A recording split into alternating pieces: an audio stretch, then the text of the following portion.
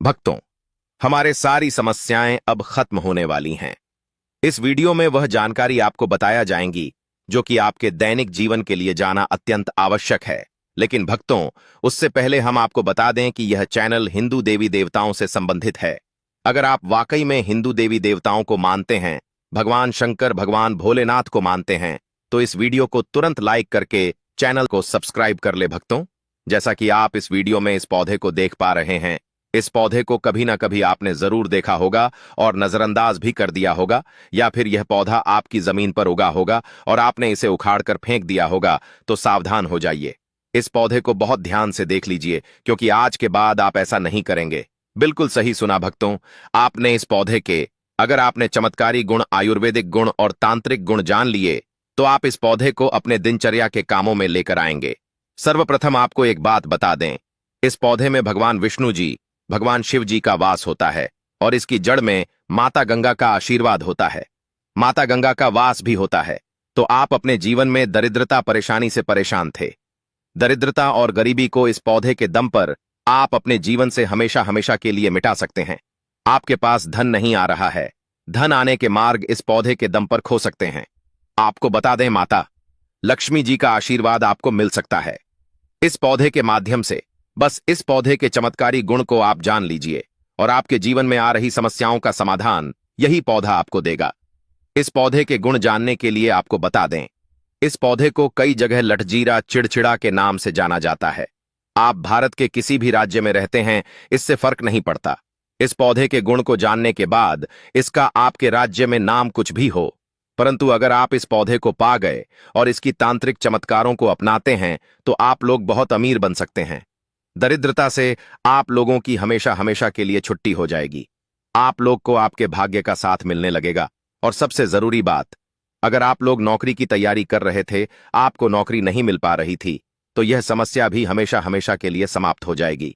कहने का तात्पर्य है, आपका भाग आपका साथ देगा, आपके तारे आपके साथ रहेंगे। भक्तों, भारत भूमि में आज भी ऐसे पेड़ पौधे पाए जाते हैं जो कि हमारे लिए बहुत दिव्य होते हैं। तो अब पहले इसके आयुर्वेदिक प्रयोग जानेंगे, फिर इसके चमत्कारी उपाय जानेंगे और उसके बाद इसके तांत्रिक प्रयोग भी जानेंगे।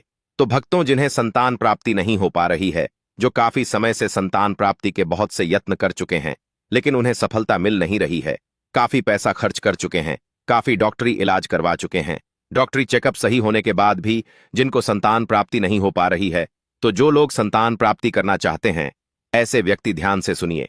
आपको क्या करना है कि यह जो लठजीरा नाम का पौधा है, चिड़चिड़ा नाम का पौधा है, जिसे आप अपामार्ग के नाम से भी जानते हैं, इस पौधे की आपको जड़ ले लेनी है। सफेद कलर की अपामार्ग पौधे की आपको जड़ लेनी है।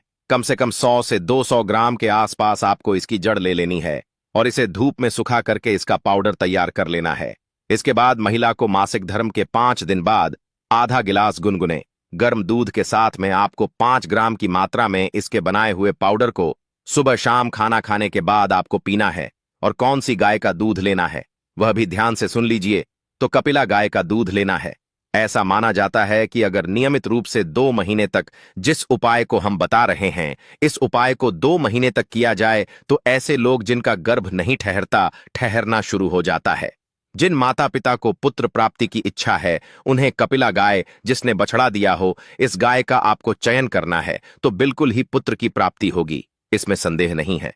अब चलिए बात करते हैं इसके दूसरे प्रयोग के बारे में। तो आप में से अधिकतर छोटे भाइयों को, बड़े भाइयों को, जो हमारी वीडियो को देख रही है, माता बहनें, अगर कोई जहरीले कीड़े काट लेते हैं या फिर बिच्छू डंक मार देता है, भक्तों ऐसा होता है कि कभी कभी बिच्छू डंक मार लेता है तो हम बहुत परेशान हो जाते हैं। जहरीले कीड़े काट लेते हैं तो कुछ समझ नहीं आता है कि करें तो करें क्या। अगर आपको बिच्छू ने डंक मारा हो या फिर किसी जहरीले कीड़े ने काटा हो, 2 मिनट में इसके तत्काल रिजल्ट मिलेंगे। बिच्छू ने या जहरीले कीड़े ने जिन्होंने डंक मारा है, उसके जहरीले प्रभाव कम हो जाते हैं। तो आपको करना क्या है, इसकी जड़ से उखाड़ करके ले आना है। जहां भी यह पौधा मिले, इसकी जड़ को उखाड़ कर ले आएं और इसे पीस लेना है। और जहां पर जहरीले कीड़े ने काटा है, वहां पर जो जड़ आपने पीस कर रखी है, इसके पीसे हुए पेस्ट को लगा लीजिए। जहां पर बिच्छू ने काटा हो, डंक मारा हो, वहां पर इसके पेस्ट को लगा दीजिए। 2 मिनट में आप देखेंगे आपको आराम मिलना शुरू हो जाएगा। अगर बिच्छू ज्यादा पुराना हो, थोड़ा ज्यादा जहरीला हो या ज्यादा जहरीले कीड़े ने काटा हो, तो थोड़ा सा समय लगेगा। 15 से 20 मिनट में यह सारे जहर को समाप्त कर देगा और आपको पीड़ा से बचा लेगा। आपको तत्काल राहत मिलेगी। भक्तों, दिन भर कंप्यूटर में काम करने की वजह से या भागदौड़ भरी जिंदगी की वजह से बिल्कुल ही सर में दर्द होना आम बात है। तो अगर आप भी आधा सिर के दर्द से भक्तों, ऐसा होता है कि कभी कभी पूरे सर में दर्द होता है, लेकिन बहुत बार ऐसा भी होता है कि एक ही हिस्से में दर्द होता है। तो सिर के एक ही हिस्से में दर्द अगर है तो इसे आधा सीसी सिर दर्द कहा जाता है। सबसे पहले तो अगर आप इससे राहत पाना चाहते हैं तो एक काम जरूर करना, इसके बीज का चूर्ण आपको बना लेना है और जब भी आपकी सिर दर्द हो तो इसके बीज के चूर्ण को सूंघना है। बिल्कुल आपके सिर में होने वाले दर्द तत्काल दूर हो जाएंगे। ना आपको डिस्प्रिन खाने की जरूरत है, ना ही किसी भी प्रकार की पीड़ा हरने वाली दवा खाने की जरूरत है। यह दवा का बाप है। इसके बाद आप में से बहुत से ऐसे माता बहनें हैं, भाई हैं जो हमारी वीडियो को देख रहे हैं। आप में से अधिकतर लोगों को नक्सीर की समस्या जरूर होगी, या फिर आपके बच्चों को जैसे गर्मी के समय में क्या होता है, जैसे बहुत ज्यादा लू पड़ जाती है, गर्मी पड़ती है तो नाक से खून बहने लगता है, नक्सीर हो जाता है। तो नक्सीर से बचने के लिए क्या करें, इसकी जड़ को ध्यान से सुने।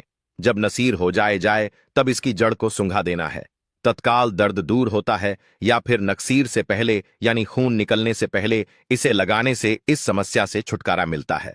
देखिए, पहले का आयुर्वेद बहुत उन्नत था, बहुत प्रभावी था, लेकिन आज के समय में, आज की जनरेशन में भी आयुर्वेद बहुत प्रभावी है, उन्नत है, लेकिन मिलावटी सामान की वजह से लोगों के आयुर्वेद के प्रति विश्वास कम होने लगा है। लेकिन पेड़ पौधे से आज भी आप लोगों को उतना ही लाभ मिलेगा जितना पहले मिलता था।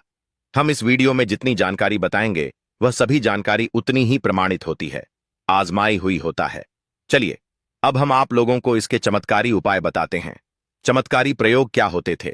पहले समय में दृश्य अदृश्य सिद्धि प्राप्त करने के लिए इसकी जड़ से बत्ती बनाई जाती थी और प्राचीन किताबों में भी यह जानकारी आपको मिलेंगे। ऐसा बताया जाता है कि दृश्य अदृश्य सिद्धि प्राप्त करने के लिए अंकोल के तेल के साथ में इसकी जड़ की बत्ती बनाकर अगर जलाई जाती थी, एक विभिन्न प्रकार की काजल तैयार की जाती थी, जिस काजल को नेत्र पर लगाने से व्यक्ति अदृश्य हो जाता था। भक्तों, हम इसलिए आपको यह जानकारी बताते हैं ताकि इसके चमत्कारी लाभ भी आपको प्राप्त हो। भक्तों, वशीकरण करने के लिए भी इसकी जड़ को बहुत ज्यादा शक्तिशाली माना जाता है। ध्यान से सुनी, इसकी जड़ को रवि पुष्य नक्षत्र में ला करके आपको अपने घर में रखना होता है, और जब भी आपको किसी में वश में करना हो तो वनस्पति शास्त्र में कहा गया है कि इसकी जड़ का तिलक लगाने से कोई भी इंसान हो, कितना ही कठोर दिल वाला इंसान हो, इसकी जड़ का तिलक लगा करके उनके सामने में जाते हैं तो वह आपको देख करके आपके वशीभूत हो जाते हैं, आपके दीवाने हो जाते हैं। भक्तों, हम सारी जानकारी इसलिए छुपा कर रखते हैं क्योंकि बहुत लोग इसे गांव में भी देखते हैं और घर में भी देखते हैं। भक्तों, वशीकरण एक छोटा सा चीज है। भक्तों, यह पेड़ पौधे हमें वह चमत्कारिक उपाय भी दिखा सकते हैं जो हमने सपने में भी नहीं सोचा होगा। आप में से अधिकतर अगर किसी को कहा जाए कि रात में बुरे सपने आते हैं, छोटे बच्चे को रात में अधिकतर बुरे सपने अगर आते हैं, तो इसकी जड़ को छोटे बच्चे जिन्हें बुरे सपने आते हैं, बड़े बुजुर्ग भी यह उपाय कर सकते हैं। तो इसकी जड़ को ध्यान से सुनिए, इसकी जड़ को तकिए नीचे आपको रख देना है। तो जो बुरे सपने आते हैं वह बुरे सपने आने बंद हो जाते हैं, क्योंकि यह देवी स्वरूप है, साधारण नहीं है। इसके अंदर समस्त तीर्थ, सभी देवी देवता निवास करते हैं। इसके बाद आइए इस वीडियो में जानते हैं धन प्राप्ति के लिए इसका प्रयोग किस प्रकार से किया जाता है। तो आयुर्वेद में ऐसा माना जाता है कि पुष्य नक्षत्र में या गुरु पुष्य नक्षत्र में, क्या किसी शुभ दिन में, जैसे कि कृतिका नक्षत्र में होली है, दीपावली है, या फिर कोई विशेष शुभ त्योहार है, या फिर चंद्र ग्रहण है, सूर्य ग्रहण है, तो फिर इस प्रकार के शुभ दिन में इस जड़ी बूटी को सिद्ध करके आप यह उपाय कर सकते हैं। तो आपको इसकी जड़ को लेकर आना है और आपको एक चांदी की छोटी सी डिब्बी लेनी है। इसके बाद इस डिब्बी के अंदर आपको एक अंगुल जितना, यानी कि थोड़ा सा इसकी जड़ एक उंगली की भांति आपको लेनी है। 5 कमल के बीज लेने हैं, 5 आपको कौड़ी लेनी है और आपको इसे अपने घर के पूजा स्थान पर रखना है और इसे नित्य आपको धूप दीप दिखाना है। तो जब तक यह जड़ आपके घर पर रहेगी तब तक आपके घर में अन्न धन की कमी नहीं होगी। यह लक्ष्मी को खींचने का काम करती है। बिल्कुल ही यह हवाई बात आपको नहीं बता रहे हैं। बिल्कुल ही आपके घर में लक्ष्मी को खींचें, धन दौलत आपको प्रदान करेंगे किसी न किसी माध्यम से। आप देखना, जब आप यह जड़ ले आएंगे उस समय से आपके घर में धन आना शुरू हो जाता है। इसी के साथ यह भी माना जाता है कि इससे धातु स्तंभन होता है, बहुत से लोग वीडियो बनाने के लिए बोल रहे थे धातु के बारे में, लेकिन हम यह जानकारी आपको किसी कारणवश नहीं बता सकते हैं। तो चलिए हम आपको थोड़ी सी जानकारी बता देते हैं। इसकी जड़ को कमर में बांधने से धातु का स्तंभन हो जाता है। इसके अतिरिक्त कोई जानकारी नहीं बताएंगे। बहुत से लोग देवी सिद्धि प्राप्त करना चाहते हैं, तो इसके चूर्ण को ध्यान से सुनिए। इसके चूर्ण को नित्य अगर 6 महीने तक खाया जाए तो आपको वाक सिद्धि की प्राप्ति होती है। आपके कहे हुए शब्द ब्रह्म वाक्य हो जाते हैं। आप जो शब्द बोलते हैं वह शब्द ब्रह्म वाक्य हो जाते हैं। आपको वाक सिद्धि की प्राप्ति होती है और आपको अनेक प्रकार के वशीकरण, कई प्रकार के दृश्य अदृश्य, कई प्रकार की सिद्धियां प्राप्त हो जाती हैं। लेकिन आपको नित्य 6 महीने तक इनका प्रयोग करना है। बीच में आपको यह खट्टा वगैरह नहीं खाना है। सुबह शाम आपको 5 ग्राम की मात्रा में गाय के दूध के साथ में इसके चूर्ण खाना है। खुद आप इसका रिजल्ट देखेंगे, सिद्धियां आपको प्राप्त होगी।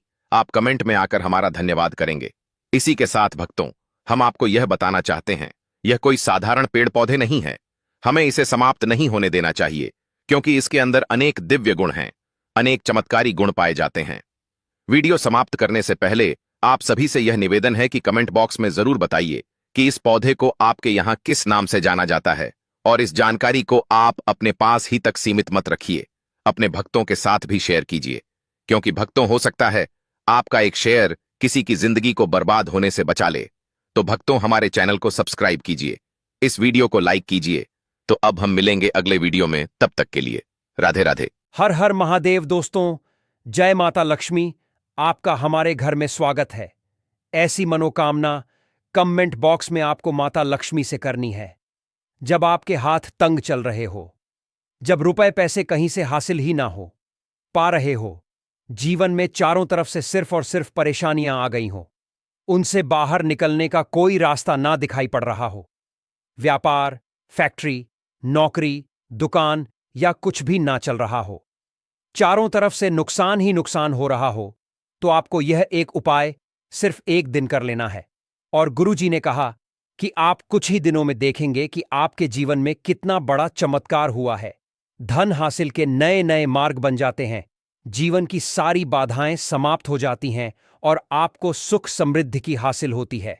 तो चलिए जानते हैं इस विशेष उपाय के बारे में। लेकिन उससे पहले एक है, अगर आप चैनल पर नए हैं तो कृपया श्री शिवाय टीवी चैनल को सब्सक्राइब जरूर कर लें और कमेंट बॉक्स जय माता लक्ष्मी जरूर लिखें। मां लक्ष्मी आपकी इस वीडियो को जो भी मनुष्य पूरा देखे, उसकी सारी मनोकामनाएं पूरी कर देना, उसकी झोली खुशियों से भर देना। भक्तों, क्या आप जानते हैं कि आपके पैरों की चप्पल भी आपके जीवन का भाग्य बदल सकती है? घर में सुख शांति और बरकत लाने में हमारे आसपास की हर चीज का बड़ा महत्व है। हिंदू सनातन ज्योतिष शास्त्र के अनुसार हमारे जीवन पर उन वस्तुओं का गहरा असर पड़ता है जिनका संबंध हमारे ग्रहों से होता है। इसीलिए घर की हर चीज को सही जगह पर रखना और महत्व को समझना बेहद जरूरी है। आज हम बात करेंगे पैरों में पहनने वाले चप्पल की। यह हमारे रोजमर्रा के जीवन का अहम हिस्सा है। लेकिन क्या आप जानते हैं कि यह आपकी किस्मत को भी असरित कर सकती है?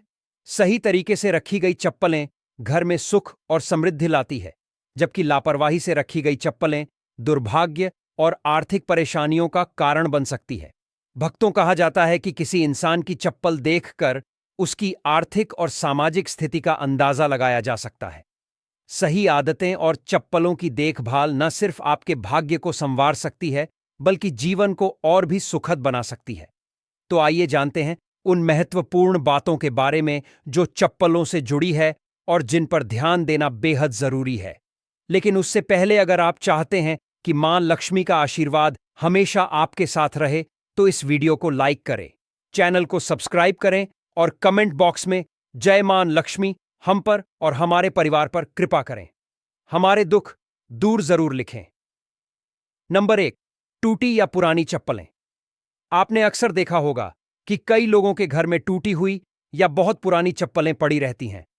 लोग इन्हें ठीक करवाने या फेंकने में देर कर देते हैं, लेकिन ऐसी चप्पलें घर में अशांति और नकारात्मक ऊर्जा का कारण बनती है।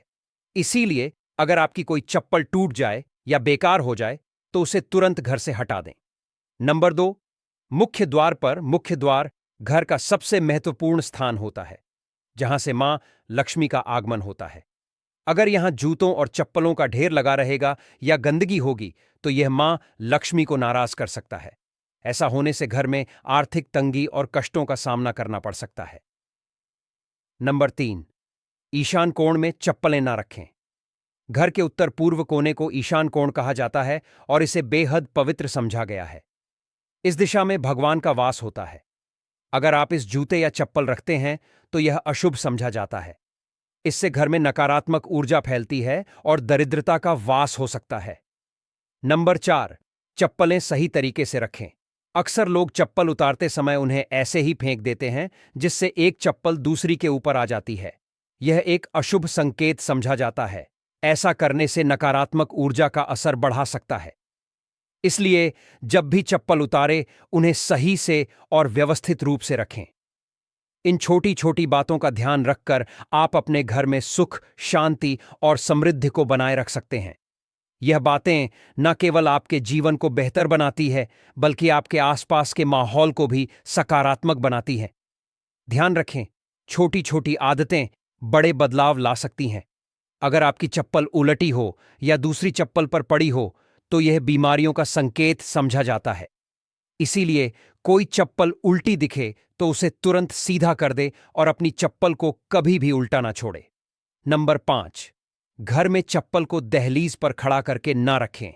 कई लोग चप्पल को सुखाने के लिए दहलीज पर रख देते हैं, लेकिन ऐसा करना अशुभ समझा जाता है। इससे घर में नकारात्मक ऊर्जा उत्पन्न होती है और बरकत खत्म हो जाती है। दहलीज को घर के प्रवेश का महत्वपूर्ण स्थान समझा गया है, जिसे साफ सुथरा रखना जरूरी। जब चप्पल या जूते दहलीज पर रखे जाते हैं तो यह न केवल घर की सुंदरता को आश्रित करता है बल्कि देवी देवताओं की कृपा को भी दूर कर सकता है। नकारात्मक ऊर्जा का असर हमारे मानसिक स्वास्थ्य और परिवार के सदस्यों के संबंधों पर भी पड़ सकता है। नंबर 6, जूते चप्पल पहनकर कभी भोजन न करें। माता अन्नपूर्णा इससे नाराज हो जाती है और दुर्भाग्य पीछा नहीं छोड़ता। इसी तरह घर की रसोई में भी जूते पहनकर ना जाए। यह बहुत अशुभ समझा जाता है और इससे ग्रहों पर बुरा असर पड़ सकता है, जिससे जीवन में कठिनाइयां बढ़ सकती हैं। नंबर 7, घर के दरवाजे पर चप्पल उतारने से बचे। किसी को भी उपहार में जूते चप्पल ना दें। पुराने टूटे या घिसे हुए जूते चप्पल पहनना भी अशुभ समझा जाता है। यह दुर्भाग्य को निमंत्रण देता है। अपने जूते चप्पलों को हमेशा साफ रखें और नियमित रूप से धोकर पहनें। घर में जूते चप्पल इधर उधर बिखरे ना रखें। जिस घर में बिखरी रहती है वहां शनिदेव का अशुभ असर पड़ता है। नंबर 8, अगर आप शनिदेव की कृपा पाना चाहते हैं तो शुभ कार्य के लिए जाते समय या घर से बाहर निकलते समय फटे हुए जूते चप्पल कभी ना पहने। ऐसा समझा जाता है कि फटे या टूटे हुए जूते चप्पल पहनने से कार्य में रुकावट आ सकती है। शनिदेव को फटे हुए जूते चप्पल अप्रिय लगते हैं, जिससे उनकी नाराजगी हो सकती है। इसलिए शुभ पर हमेशा अच्छे और सही जूते चप्पल पहनने की सलाह दी जाती है। यदि संभव हो तो नए या अच्छी स्थिति में जूते चप्पल पहनें ताकि आपकी यात्रा सफल और शुभ हो। इसके अलावा अगर आप किसी विशेष स्थान पर जा रहे हैं जहां अच्छे कपड़े पहनने की जरूरत है तो जूते चप्पल भी आपके पहनावे का एक महत्वपूर्ण हिस्सा है। नंबर 9, शनिवार के दिन जूते चप्पलों का दान करना शुभ समझा जाता है। खासतौर पर से बने जूते चप्पल शनिवार को दान करने से शनिदेव प्रसन्न होते हैं। ऐसा समझा जाता है कि यह दान इंसान की आर्थिक स्थिति सुधार है और जीवन की बाधाओं को दूर करता है। अलावा दान करने से इंसान के पाप कम होते हैं और पुण्य में वृद्धि होती है। यह न केवल मानसिक शांति देता है बल्कि संतोष और आत्मिक प्रसन्नता भी प्रदान करता है। नंबर 10, घर में फटे पुराने जूते चप्पल रखने से बचे। पुराने और अनुपयोगी जूते चप्पल घर में से नकारात्मक ऊर्जा फैलती है। इसका असर यह होता है कि घर में कोई ना कोई बीमार रहता है और गरीबी का वास बना रहता है। इसके साथ ही यह घर में वास्तु दोष भी उत्पन्न करता है। ऐसे जूते चप्पलों को या तो घर से बाहर निकाल दें या किसी जरूरतमंद को दान कर दें। नंबर 11, जिन लोगों की कुंडली में शनि ग्रह भारी होता है या जिनकी ग्रह दशा में शनि की 7.5 चल रही होती है, उनके लिए यह उपाय लाभकारी हो सकते हैं। उन्हें मंगलवार, शनिवार और ग्रहण के दिन जूते चप्पल खरीदने से परहेज करना चाहिए।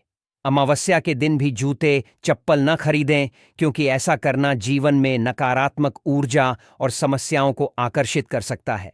नंबर 12, किसी और इंसान की चप्पल पहनने से बचें। घर के सदस्यों की चप्पल इस्तेमाल करना सामान्य है, लेकिन बाहरी इंसान की चप्पल पहनने से आपको उनके दुर्भाग्य और संघर्षों का सामना करना पड़ा है। यह आदत अशुभ मानी जाती है और इसे हमेशा टालना चाहिए। नंबर 13, शनिदेव को प्रसन्न करने का एक आसान तरीका है। शनिवार को काले जूते पहनकर हनुमान मंदिर जाएं। मंदिर के बाहर जूते उतारकर हनुमान जी के दर्शन करें और प्रार्थना के बाद उन जूतों को वहीं छोड़ दें। ये जूते किसी जरूरतमंद के काम आएंगे, जिससे शनिदेव और बजरंगबली प्रसन्न होंगे। ये उपाय आपके जीवन की कठिनाइयों को दूर कर घर में सुख समृद्धि लाएगा। नंबर 14, अन्न और धन के भंडार वाले स्थान को पवित्र रखें। जहां घर का अनाज या धन रखा हो, वहां जूते चप्पल पहनकर कभी ना जाए। ऐसा करना अशुभ समझा जाता है और इससे धन हानि या अन्य की बर्बादी हो सकती है। इन स्थानों को साफ सुथरा और जूते चप्पल रहित रखना बेहद जरूरी है। नंबर 15, पुराने और अनुपयोगी जूतों का उपाय। शनिवार के दिन अपने किसी पुराने या अनुपयोगी जूते पहनकर किसी चौराहे पर जाएं। वहां जूते उतार प्रार्थना करें कि आपकी धन संबंधी सभी समस्याएं इन जूतों के साथ समाप्त हो जाएं। प्रार्थना के बाद उन जूतों को वहीं छोड़कर घर लौट आए। यह उपाय आपके घर में बरकत और आर्थिक समृद्धि लाने में सहायक हो सकता है। आपके अन्न और धन के भंडार हमेशा भरे रहेंगे। भक्तों, घर के मंदिर में जो एक लोटा जल रखा जाता है, उसका क्या करें? घर के मंदिर का लोटा कैसा हो? पीतल का हो, तांबे का। और घर के मंदिर में जो एक लोटा जल रखा होता है, उस जल का हम क्या करें? कुछ लोग करते हैं गलती और बाद में पछताते हैं। ऐसी गलती आप कभी मत करना, नहीं तो कंगाल हो जाओगे, बर्बाद हो जाओगे। घर के मंदिर में एक लोटा जल ऐसे कभी मत रखना। साथ ही जानिए, दीपक घर में कौन से पदार्थ का रखना चाहिए? तांबे का, लोहे का, पीतल का, कांसे या फिर स्टील का, कांच का या फिर माटी का। कुछ लोग घर में रखते हैं, गलत और घर हो जाता है बर्बाद। इस पदार्थ का दीपक तो हम भी नहीं रखते। और जानिए, दीपक की लौ कच्चे कलावे से बनाएं या रुई से या फिर सूती हाथ में बंधने वाले कलावे से कुछ लोग करते हैं। भयंकर गलती लग जाता है। पितृदोष, शनि दोष, काल, सर्प दोष, मंगल दोष, भयंकर से भयंकर गरीबी का दोष भी लग जाता है। भक्तों, कुछ लोग यहां पर ऐसे भी होंगे जो इस वीडियो को बीच में ही छोड़ देंगे। अगर इस वीडियो को आपको छोड़ना ही है तो छोड़ देना, परंतु लक्ष्मी जी मां का अपमान मत करना। वीडियो को अधूरा छोड़कर इसलिए आपको घर के मुख्य द्वार पर जल कैसे छिड़कना है, इस कार्यविधि को पूरा ही देखें। आधा अधूरा देखने से समझ लेना आप मां लक्ष्मी का अपमान कर रहे हैं। भक्तों, बहुत समय से आप लोगों के प्रश्न आ रहे हैं कि मुख्य द्वार पर जल छिड़कने का सही समय क्या होता है और सही विधि क्या होती है। किस समय हमें जल छिड़कना चाहिए और क्या मुख्य द्वार पर जल छिड़कने के लिए स्नान करना आवश्यक है या बिना स्नान किए भी मुख्य द्वार पर जल का छिड़काव किया जा सकता है? झाड़ू लगाने से पहले या फिर झाड़ू लगाने के बाद जल छिड़कना चाहिए? और एक और प्रश्न आया है कि क्या पीरियड्स में हम अपने घर के मुख्य द्वार पर जल का छिड़काव कर सकते हैं या मुख्य द्वार पर दीपक दान कर सकते हैं? और जल से ही जुड़ा हुआ एक और प्रश्न है आपका कि घर के मंदिर में जो प्रतिदिन एक लोटा जल रखते हैं, उस जल का हमें क्या करना चाहिए, किस तरह प्रयोग करना चाहिए? क्या हम उसे खाने में प्रयोग कर सकते हैं या फिर हम किसी पौधे में डाल सकते हैं? उस जल का उपयोग किस तरह से होना चाहिए? और कुछ लोगों का कहना यह है कि जब हम मुख्य द्वार पर जल छिड़क हैं तो घर के अंदर की तरफ से जल छिड़क या घर के बाहर की तरफ से जल का छिड़काव करें। इसके बारे में कई लोग शंका में हैं। आज यह शंका भी दूर जाएगी और मुख्य द्वार पर जल छिड़कने से संबंधित आपका अगला प्रश्न है कि कई ऐसे लोग हैं जो कि फ्लैट में रहते हैं, कुछ ऐसे लोग हैं जो किराए के मकान में रहते हैं, एक ही कमरे में रहते हैं, तो उन्हें अपने घर पर मुख्य द्वार पर दीपदान किस तरह से करना चाहिए, जल कहां छिड़कना चाहिए, मतलब वह इस जगह को मुख्य द्वार मानकर वहां पर मुख्य द्वार से जुड़े हुए उपाय करें। तो आज की वीडियो पूरी तरह से आपके पर ही आधारित है। मुख्य द्वार पर जल छिड़कने का सही समय क्या होता है और सही विधि क्या होती है। तो देखिए, अगर आप मुख्य द्वार पर जल छिड़के तो आपको ध्यान रखना है कि जल आप एक दिन पहले ही मतलब रात को सोने से पहले एक पात्र में कोई भी आप पात्र ले सकते हैं। जैसे कि आप एक तांबे का भी पात्र ले सकते हैं, तांबे का ना हो तो आप पीतल का ले सकते हैं, स्टील का ले सकते हैं, चांदी का ले सकते हैं। जो भी पात्र पास उपलब्ध हो, एक लोटे में थोड़ा सा गंगा जल डाल दीजिए और उसके ऊपर शुद्ध जल भर दीजिए। और हां, गंगा जल ना हो तो भी परेशान होने की आवश्यकता नहीं है। सिर्फ शुद्ध जल से भी आप पात्र को भर सकते हैं और उस जल से भरे पात्र को अपने घर की रसोई में रख दीजिए। अब जैसे कि आप अगले दिन सुबह उठकर इस जल का छिड़काव अपने घर के मुख्य द्वार पर करेंगे। अब बहुत से भक्तों के प्रश्न आए हैं कि क्या हम स्नान से पहले यह जल छिड़क सकते हैं या फिर स्नान आवश्यक है। देखिए, मुख्य द्वार पर जो सुबह सबसे पहले जल छिड़का जाता है, जैसे कि जो रसोई में रखा हुआ जल होता है, यह एक तरीके से उपाय के तौर पर किया जाता है। भक्तों, घर में किसी भी तरह की परेशानी हो, किसी भी तरह के दुख दर्द रहता हो, गरीबी हो या फिर कलह क्लेश बहुत अधिक रहता है, मतलब किसी भी तरह की नकारात्मक ऊर्जा से आप परेशान हैं, बहुत समय से परेशानियों में ही गिरे हुए हैं, तो ऐसे में रसोई में रखा जाता है और यही जल घर के मुख्य द्वार पर सुबह उठकर छिड़का जाता है। इस जल के छिड़काव से आपके घर की कोई भी परेशानी हो बहुत शीघ्र समाप्त हो जाती है। इस उपाय को करने से आपके घर में सुख समृद्धि भी आती है, कला क्लेश से भी मुक्ति मिलती है, बीमारियों से भी मुक्ति मिलती है। मतलब देखिए, किसी भी तरह की मानसिक परेशानी हो, शारीरिक परेशानी हो, आर्थिक तंगी हो या आपके घर में कोई वास्तु दोष हो, किसी भी तरह का ग्रह दोष हो, जैसे कि कई ऐसा होता है कि कई लोगों के ऊपर कई तरह के बुरे ग्रह दोषों का असर होता है, जिसकी वजह से घर में परेशानियां हमेशा बनी रहती हैं। तो ग्रह दोषों के असर से भी आपको मुक्ति मिलती है। वास्तु दोष और पितृदोष भी समाप्त होता है। इसके साथ ही जैसे कि बहुत से लोगों के प्रश्न होते हैं कि उनके ऊपर किसी ने कुछ कर करा दिया है, उनके परिवार में किसी भी तरह की पहले कोई परेशानी नहीं थी, लेकिन अभी कुछ समय से लगातार आती ही जा रही है और कोई रास्ता नहीं मिल रहा है परेशानी से निकालने का। तो किसी के भी किए कराए तंत्र मंत्र का असर हो, किसी की बुरी नजर का असर हो, तो भी आपके इस उपाय से, मतलब इस एक लोटा जल से, आपकी परेशानी स्वतः ही कुछ दिनों में समाप्त हो जाती है। तो यह घर की सभी परेशानियों से मुक्ति पाने का रामबाण और सबसे सरल, सबसे आसान उपाय होता है जो हमारे सनातन शास्त्रों में है। तो आप अपनी घर की रसोई में एक लोटा जल रखे रात में भरकर और प्रातःकाल जल्दी उठकर उसी जल से अपने घर के मुख्य द्वार को धोते हैं तो कोई समस्या नहीं।